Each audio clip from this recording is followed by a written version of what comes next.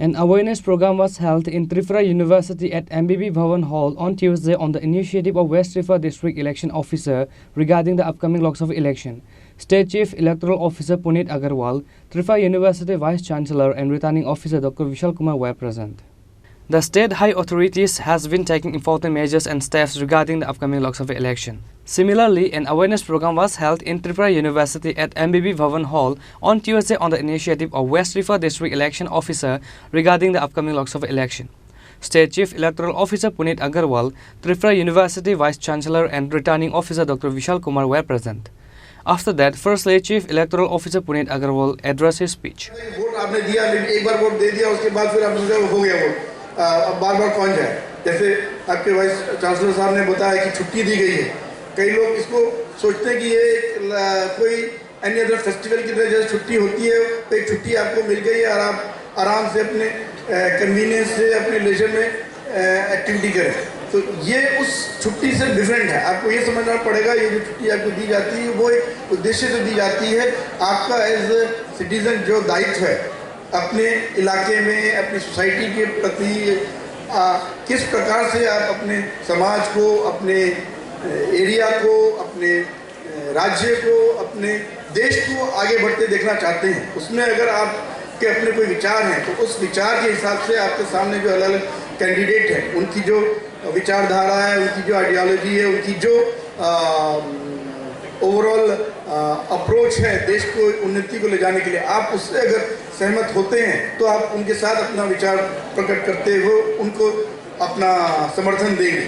और अगर आपको लगता है कि किसी के विचार आपकी दृष्टि से देश को सही दृष्टि से सही डायरेक्शन में नहीं ले जाएंगे, आप उनको वोट नहीं देंगे। तो ये एक है, सबसे पहले आपको वोट देने के लिए सबसे पहले आगे आना होगा।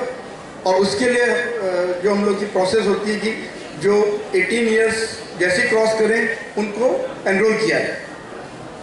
इसके लिए हम लोगों ने सभी स्कूलों कॉलेजेस में इलेक्ट्रल लिटरेसी क्लब्स सेटअप किए हैं, जहाँ पे हर स्टूडेंट्स को अगर वो ऑलरेडी 18 ईयर्स के हो गए तो इमीडिएटली वो अपने आप को एनरोल कर लें एज ए इलेक्टर। और अगर नहीं भी हुए तो पहले से उनको उसकी महत्ता पता रहे, ताकि जैसे ही वो 18 ईयर्स प्लस हो जाए तो वो अपने आप को एनरोल करके इलेक्शन प्रोसेस में पार्टिसिपेट करें। तो उस एंगल से इलेक्शन कमीशन ने एक नया सिस्टम शुरू किया है 1-2 साल से। पहले अगर आप लोग जानते होंगे, मे बी आपने अपने अभिभावकों को देखा होगा, पेरेंट्स को और गार्जियंस को, कि पहले स्पेशल असेंबली डिवीजन होता था और उसमें 1 जनवरी ऑफ एनी ईयर, 1 जनवरी को एनरोलमेंट के डेट के लिए एलिजिबिलिटी का डेट माना जाता था। उस दिन जो 18 ईयर्स प्लस होगा उनको ही इलेक्शन देने का राइट होगा उस पूरे साल में। फिर अगले साल जब 1 जनवरी आएगी उस समय जो लोग अपना 1 साल पूरा करके 18 ईयर्स प्लस होंगे तो उनको वोट दिया जाएगा। तो उस कारण देखा जाता है कई सारे लोग, क्योंकि सबके अलग अलग जन्मदिन अलग दिन होते हैं spread over the entire year, तो उसको ध्यान में रखते हुए और ज़्यादा से ज़्यादा लोग पार्टिसिपेट करें। इलेक्शन कमीशन ने 4 डेट्स को एनरोलमेंट के लिए एलिजिबल बनाया है, 1 जनवरी, 1 अप्रैल, 1 जुलाई and 1 October.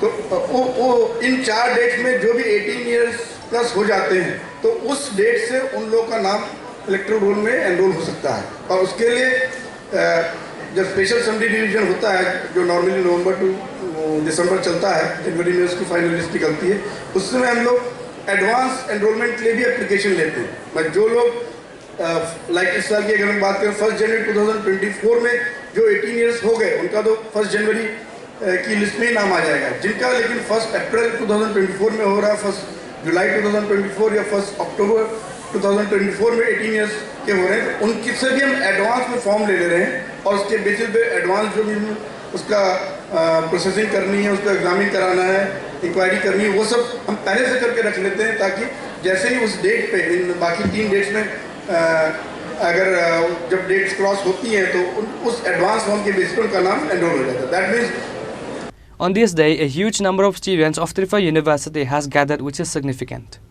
Reported by Pranav from Agartala, Chini Khorang.